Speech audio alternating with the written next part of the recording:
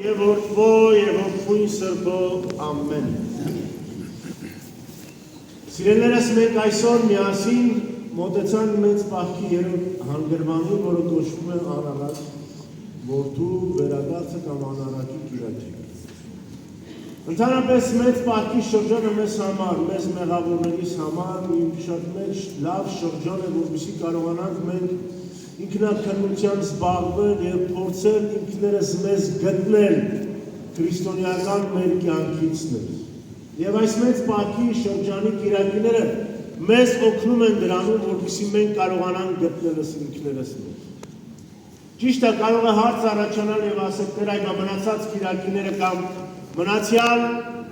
Աստծուց տրված օրերը, չէ՞ որ նույն օրերն են, որը մենք ապրում ենք, ուրեմն մենք ամեն վայրկյան պետք է կարողանանք այդ քրիստոնեական ընթացքի մեջ լինել և քրիստոնեական ընթացքով քայլել։ Ես համաձայն եմ ձեզ։ Մենք միշտ պետք է կարողանանք այդ քրիստոնեական ընթացքի մեջ լինել Աստծո տրված ամեն մի օր։ Բայց երբեմն մենք սխալվում ենք, մենք ընկնում ենք։ Օսեի մարգարեության մեջ հրաշալի բառեր կա, որ Աստված ասում է.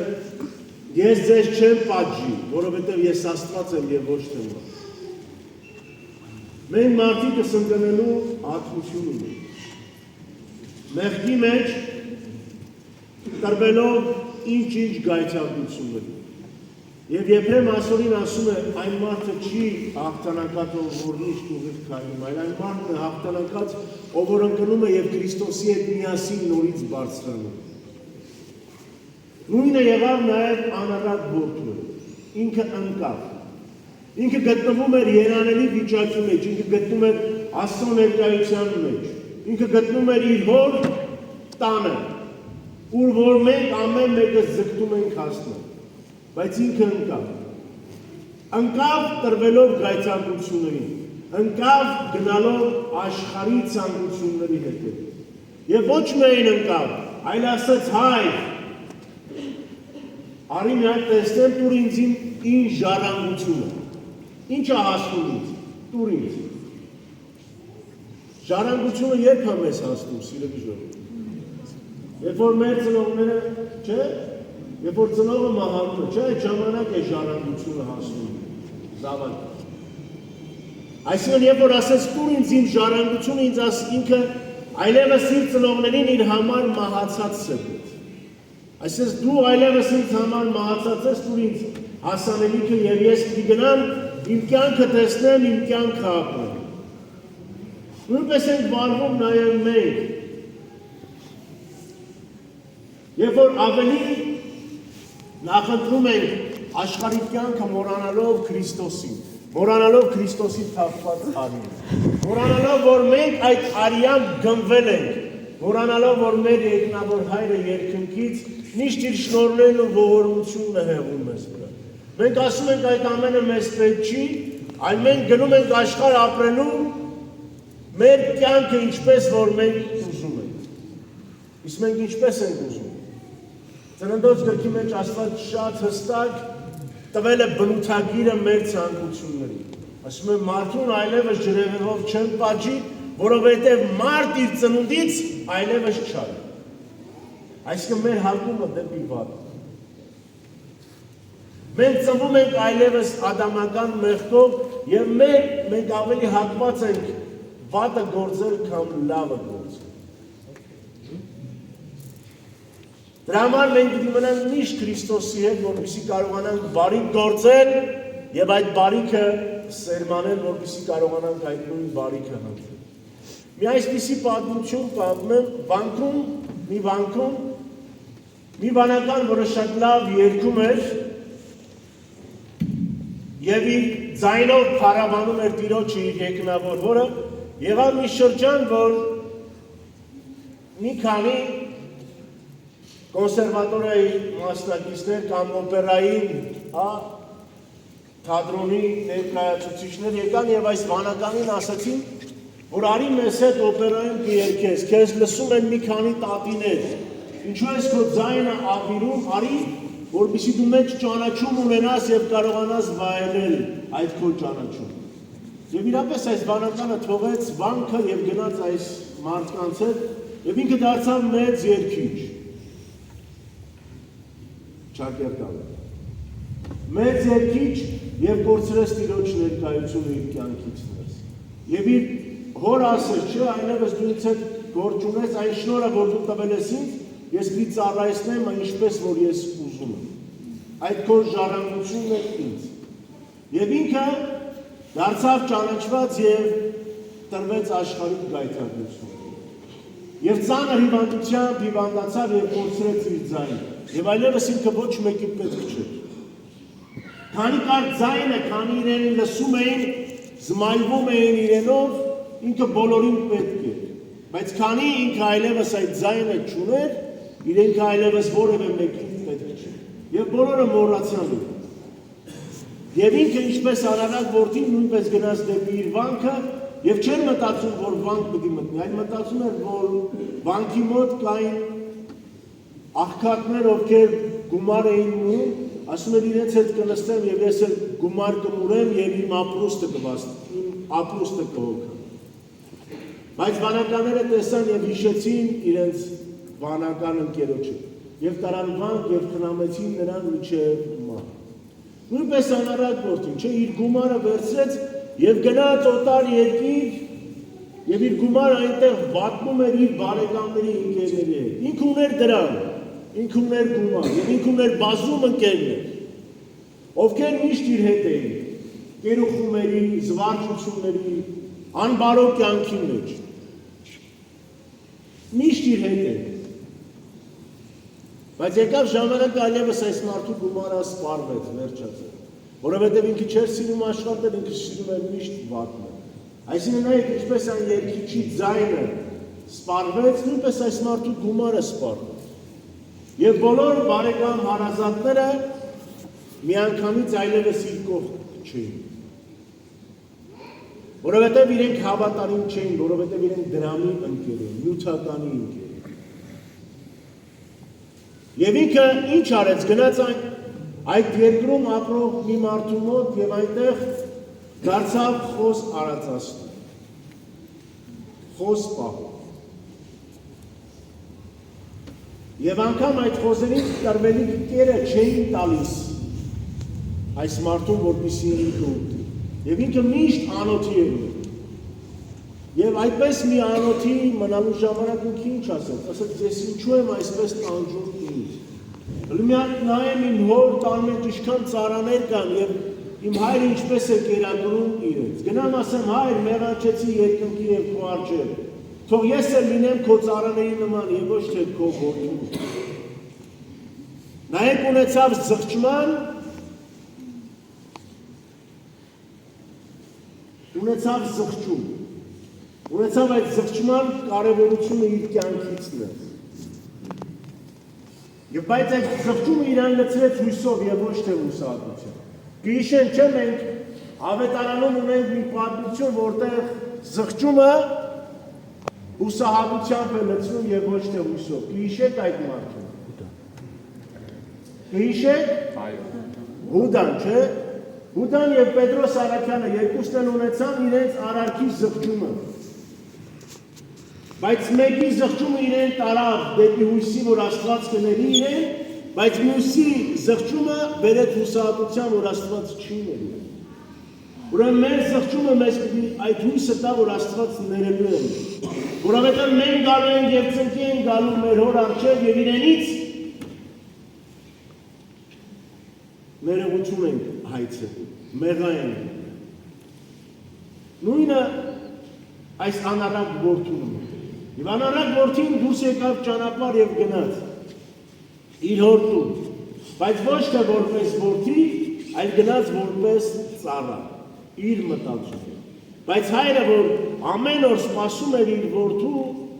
վերադարձին,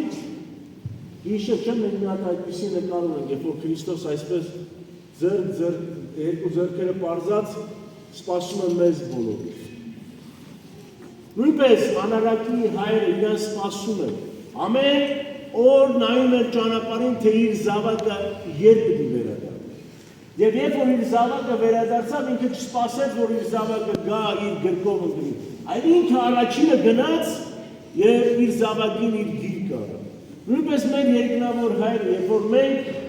այդ զղջման մոտենանք իրեն, ինքը մեզ իր գիրկն է անում։ Ոչ թե որ մենք դրան արժանի ենք, այլ որովհետև ինքը մեզ սիրում։ Ոչ թե որ մենք դրան պատրաստ ենք, ոչ, որովհետև ինքը մեզ սիրում։ Եվ երբ որ որդին ասեց հայր, մեղանչեցի երկնքի և քո առջև, չթողեց, որ ինքը շարունակի, այլ ծառաներին ասեց, բերեք մատանին, բերեք պատմուճանը իր և տվեք իր ոտքերի համար կոշիկներ։ Պատմուճանը որն է։ Ադամը կորցրեց իր անմեղ վիճակը մեղք գործելով, իր ջերմակությունը կորցրեց, իր Աստծուց տրված պատմուճանը կորցրեց։ Նույնպես այս անարատ որդին իր պատմուճանը կորցրեց, եւ հայրը վերադարձրեց այդ ադամական անմեղ պատմուճանը, ջերմակ, սպիտակ պատմուճանը։ Մարդը ստեղծվել էր որպես իշխան այս աշխարհի, այս երկրի Աստծո ստեղծագործության։ Եվ ինքը մեղանչումով կորցրեց այդ իշխանական վիճակը։ Ինչպես անառակ որդին իշխանն էր, չէ՞ տան, ժառանգն էր տան, ինքը իշխանն էր, ինքը կորցրեց այդ իշխանությունը։ Հայրը մատանին տալով վերականգնեց այդ իշխանությունը իր կրտսեր որդու։ Կոշիկները ոտքին տալով հիշեք ծննդոց գրքի մեջ ասում է եւ ինքը կխայթի քո գարշապարը։ Այսինքն գարշապարը մեր թույլ տեղն է։ Եվ հայրը կոշիկներ տվեց իր տղային, որ որևէ մեկ այլևս խայթող չլինի նրա գարշապարը։ Այսինքն վերականգնեց իր առաջվա փառքի մեջ։ Բայց ասում է եւ ասեց եզը մորթեք ուտենք եւ ուրախ լինենք, որովհետեւ իմ զավակը կորած էր եւ փրկվեց։ Հեռացել էր եւ վերադարձել։ Եվ ասում է ավակ որդին, երբ որ եկավ եւ տեսավ, որ տունը ուրախություն է, չուզեց տուն մտնել։ Հայրը դուրս եկավ եւ ավակ որդին հորը ասեց, ես ինչ ես անում։ Ես միշտ քո կողքն եմ, բայց դու անգամ մի ուլ չտվեցին, որ ես իմ ընկերների բարեկամների հետ այդ ուլը ուտեմ եւ ուրախ լինեմ։ Ասում է քո եկավ քո անառակ որդին, չի ասում իմ եղբայրը։ Ասում է քո որդին, քո անառակ որդին։ Ասում է ես իր հետ կապ չունեմ։ Եվ ասում է իրեն պատժելու փոխարեն ուրախություն ես կազմակերպել։ Եվ իրապես որ նայեն, չէ՞։ Արդարությամբ ինչ պիտի անվեր։ Պիտի պատժվեր, չէ՞ անառակ որդին։ Իր արարքյան։ Արդար պիտի լիներ, որ ավակ որդուն այդ ուրախությունը կազմակերպել։ Իսկ անառակ որդին պատժվեր։ Նույնպես չէ՞ մենք երբ որ մեր ընտանիքներից ներս միշտ ինչ են փնտրում։ Արդարություն, բայց մենք մեր երկնավոր հորը ինչ ենք խնդրում ամեն երկուշաբթի։ Արարչականի մի շարք ունենք, շատ գեղեցիկ երկի շարք է։ Մենք ամեն երկուշաբթի խնդրում ենք մեր հորը, չլիներ որպես արդար դատավոր, այլ լիներ որպես գթառատ հայր։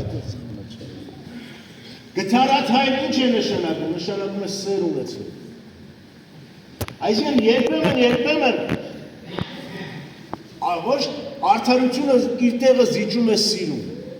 որովհետև որ սեր կա, արդարությունը զիջում է։ Նույնպես այս ավագ եւ կրսեր որդու փոխհարաբերության մեջ այդ արդարությունը զիջեց ծնողական սիրում։ Նույնպես մեր ընտանիքներից ներս երբեմն այդ արդարությունը զիջում է մեր ընտանիքից ներս եղած սիրում։ Ու նույնպես նաև մենք մեր երկնավոր հորը խնդրում ենք, որպեսզի լինի ոչ թե արդարադատ դատավոր, այլ երկնավոր, այլ գթառատ հայր, որովհետև գթառատության մեջ կաս։ Այդ սերը քրիստոնեական հավատքի ամենակարևոր դրույթներից մեկն է, որովհետև Հովանու ավետարանի մեջ ասում է, Աստված այնքան սիրեց, որ իր միածին որդին տվեց, որ ով որ հավատա փրկվի։ Հովանու ավետարանչի ընդհանրական թղթի մեջ ինչ ասում, Աստված սեր է։ Ասում է սիրո մեջ չկա նախանց, թշնամություն, ատելություն։ Սիրո մեջ կա զոհաբերություն, ներողամտություն, զիջում, կա մեկը մյուսին օգնելու կարողություն։ Ուրեմն փորձենք առավել Քրիստոսի սիրո մեջ մնալ։ Հայրերից մեկը ասում է բաղ է մտածել ձեր մեղքերի մասին։ Որովհետև երբ որ անընդհատ դու մտածում ես մեղքի մասին, դու մոռանում ես մտածել Աստծո մասին։ Դու ասում մտածի Աստծո մասին եւ այլևս մեղքը քո կյանքում տեղ չի գտնում, որովհետև ուր Աստված այնտեղ մեղք չկա։ Եթե մենք այդ աստվածային սիրո մեջ լինենք, կլինենք եւ արդարության, եւ զոհաբերության, եւ ներողամտության մեջ։ Ուրեմն փնտրենք այդ աստվածային սերը, եւ այդ աստվածային սերը նաեւ թող լինի մեր ընտանիքներից։ Եվ մենք էլ անառակ որդու նման միշտ կարողանանք գիտակցել մեր մեղքը, զղջալ եւ գալ դեպի երկնավոր Հորը եւ ասել. Հայր, մեղանչեցին քո առջև, ների մեզ։ Այլ չլինենք ավագ որդու նման, ով նախանց ունի։ Ով նախանց ունի իր դիմացինի նկատմամբ, իր դիմացինի արարքին կամ ունեցվածքի նկատմամբ։ Չասենք, թե այս մարդը ինչու կամ այն մարդը ինչու, կամ այս մարդը ավելի մեղավոր է ինչու այս ընթացքը, այլ միշտ փորձենք քննողը լինել մեր ընթացքը։ Եվ այդ ժամանակ վստահ վար Աստծո օրհնությամբ, Սուրենյանցի նկանի նման Քրիստոս իր ձեռքը պարզած միշտ իր գիրկը կընդունի մեզ ասելով. եկեք իմ հոր օրհնյալներ, ժառանգեք ձեզ համար պատրաստված երկնքի արքայություն։ Եվ իրապես մենք երկնքի արքայության ժառանգորդներն ենք, ուղղակի անառակ որդու նման ընկել ենք, եւ հիմա փորձում ենք նորից Քրիստոսով, մեղան գալով, Քրիստոսով նորից բարձրանալ մեր ժառանգության աստիճանին։ Եվ թող Տերը օգնական լինի մեզ, առաջնորդող լինի իր խաչով եւ պահապան լինի իր աջով մեզ այս ճանապարհի մեջ։ Հայր Աստծո սերը,